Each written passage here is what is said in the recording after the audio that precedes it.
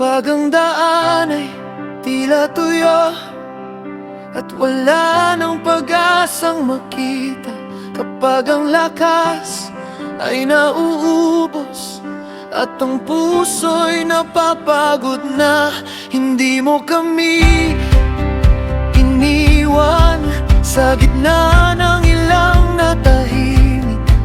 May himalang inihanda na hindi pa namin nakikita.